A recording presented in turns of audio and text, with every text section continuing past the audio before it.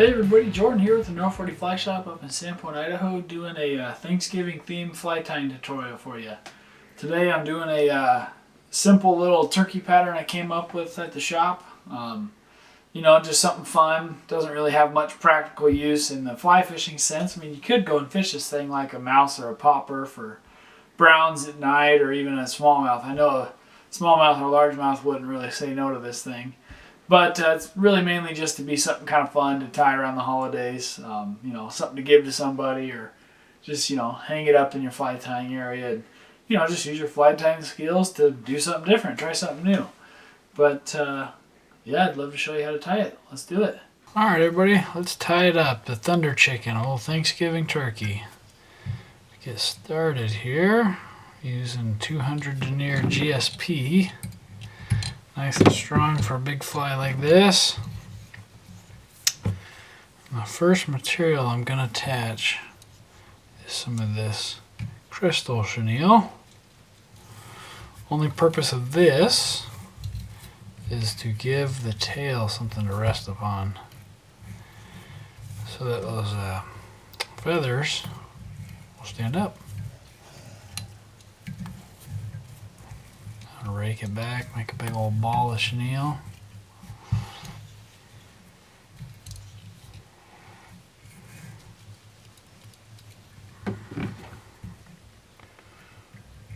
Cut it free. Okay, now we'll just start grabbing our mallard feathers here. Tried tying it earlier with some actual turkey stuff, just didn't work out. It's kind of a bummer, but that's why we have other birds. So what we're going to do, the cup side will be going this way. And we'll just tie them in one at a time. One on the side there. Take it, and you got to clean all the ugly stuff off so you can match it up for how much you need to take off. Stack that one in next.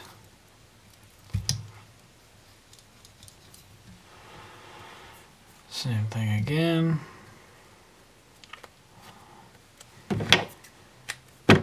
These are the brown ones.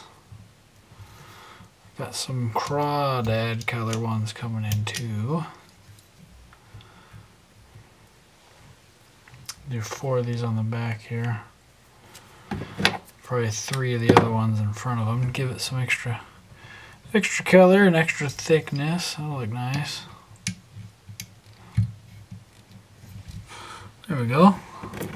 Can always clean these up here. Clean those butts off. There we go. Grab our next color.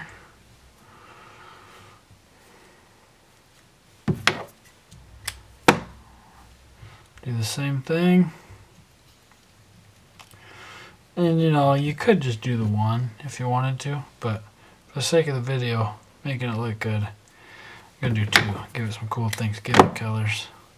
You could go crazy with this too. You could do some pretty wild colors.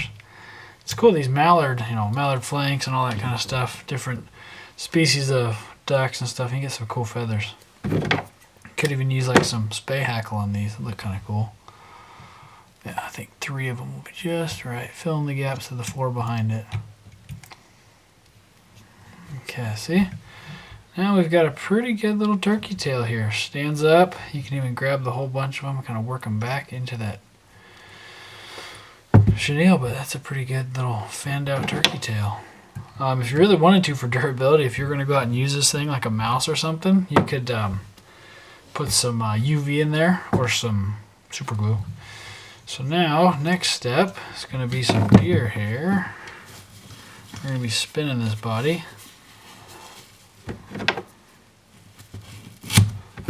Cut it free. Can rake out the dubbing out of the butts there.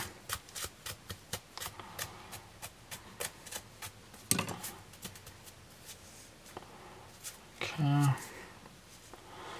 So now we'll take this, flare it out, spin it, and then we'll grab it back. tail there. Looking good still. Okay. Work our thread up. Still spinning.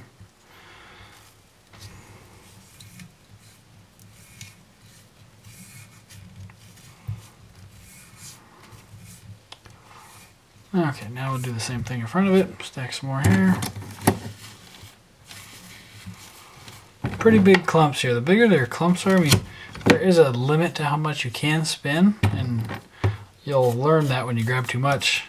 Go to spin it, thread snaps immediately, or it will just keep spinning and spinning and spinning on the shank and not tightening. So there's a little bit of a line you got to walk there when you're really bulking up this stuff for spinning here, but you know, like I said, the bigger the clumps are, the less clumps you have to use to get where you want to go. Saves you some time. And, you know, deer hair is one of those things that takes some practice to get used to. Once you get it, it goes pretty quick. And the quality of the hair too. That's probably the biggest thing with deer hairs.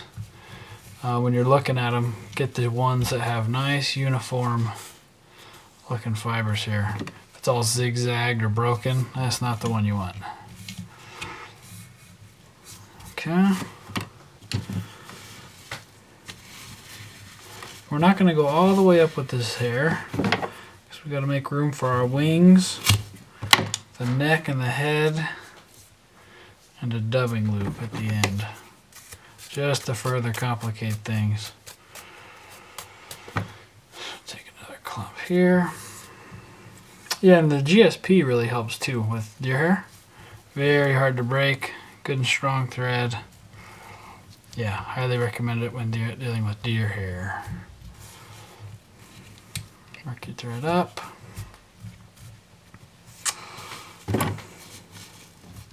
So I need one more little clump up front here of deer hair, and we'll be done with the hair.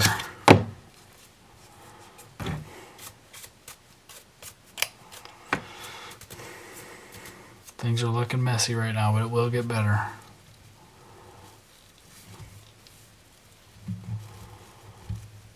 Okay, there's our last clump there.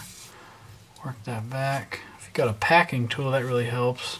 Got one kicking around here somewhere, but okay. So now that we're here, I'm going to throw in a whip finish just to hold everything together. Slide it back. So now we can trim this hair back to kind of get our shape. You can use a razor or scissors. I'm going to go with a razor today. And start, don't go your final bite yet. Just take some off, see how you're looking, and then come back at it deeper to really refine it, because you know, once you take too much, it's kind of the end of it. You got to start over. Just kind of get your nice football turkey body shape here.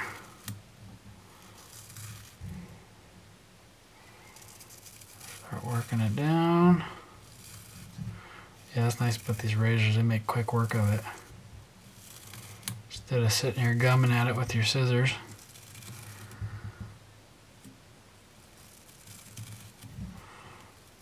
Go, work it down. What a thread. Whew. Okay, we're getting there.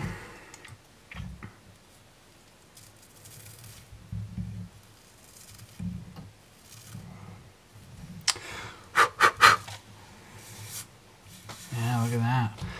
Okay. I am going to take some bigger indents out of the sides here to make room for the old turkey wings. And you can always come and clean up back here with your scissors too, if you gotta. But if you packed it tight enough, you usually don't have to.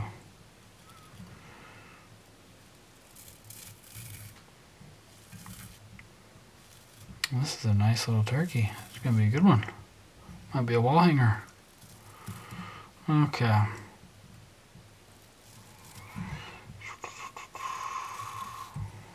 Looking pretty turkey-like. So now on the sides here, I'm going to take a little bit more off towards the back, like that. Take a little more off the top here. That's okay. So that's going to get covered anyways. So now we're going to take some more feathers here. This is actually off of a pheasant. Back of a pheasant. This is going to be the turkey's wings. So about yay. Press that into the hair. Oh boy. Wrap it onto the shank. Oh, let's see how that looks. I might take a little more deer hair off of there so that lays in there nicely. I'll blade it.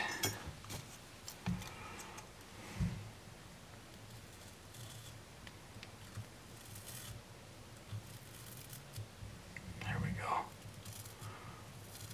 That's the stuff. Okay.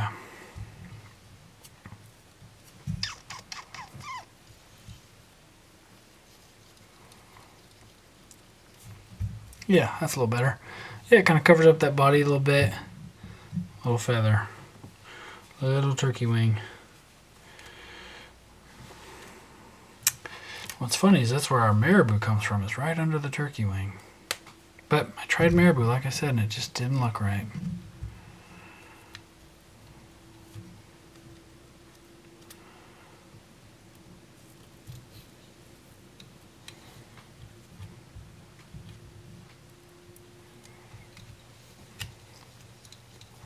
Okay, now we're cooking. Look at that. Boom. Turkey wings. Cover up that body a little bit. Okay. So, what I'm going to do now is get a dubbing loop formed and then just leave it hanging behind here out of the way. And I've pre-done a little turkey head here, as you can see. Just 2mm foam, orange foam. Sharpie it up with some red and some eyes. That's just going to sit right there. You know, I'm sure there's other ways you could get a turkey head on here. But yeah, the foam seemed fitting. Readily available at a fly shop to pick up the materials for this. Thought about doing like a pipe cleaner, but then again, like I just said, we don't have those at the fly shop. So now we're going to do that. Kind of tweak this so it's facing the right way. Now let's rest our thread here. Okay, so we're going to grab our dubbing loop here. I'm using some Jorgensen Claret dubbing here. And we're going to do this. This is just going to finish off that deer hair, because when I was coming up with this little turkey, I couldn't quite run the deer hair all the way up to the head without that head getting ripped off. So this red dubbing kind of looked really nice in there. You kind of see what I'm doing here is I'm stacking it. If you've never done a dubbing loop before, pull it apart and restack it so you get all the fibers going the same direction. You really don't need much. We're not covering a ton of ground here.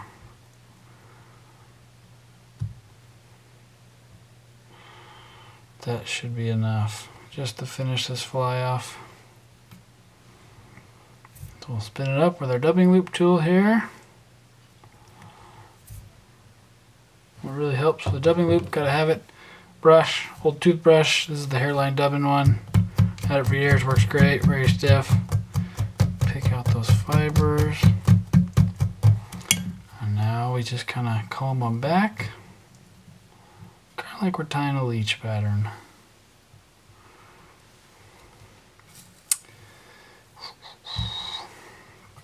And we can kind of get the comb in here after this is on here too.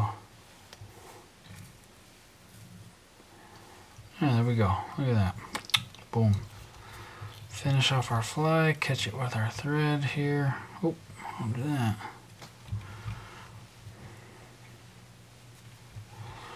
Yeah, what's funny, like I said, you know, you could, you technically could go fish this thing. It would skate just like a mouse. I know a largemouth or smallmouth would have their way with this thing. But I bet you a nice brown trout would too. Fishing it like a mouse. So let's throw in a whip finish here. Boom. We can cut our thread free. Rake out our dubbing loop a little bit here. Up into the wings there without messing them up.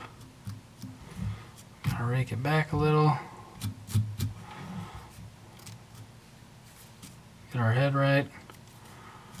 Boom. And there we go, guys. The Thunder Chicken Thanksgiving turkey. Not quite to Christmas yet.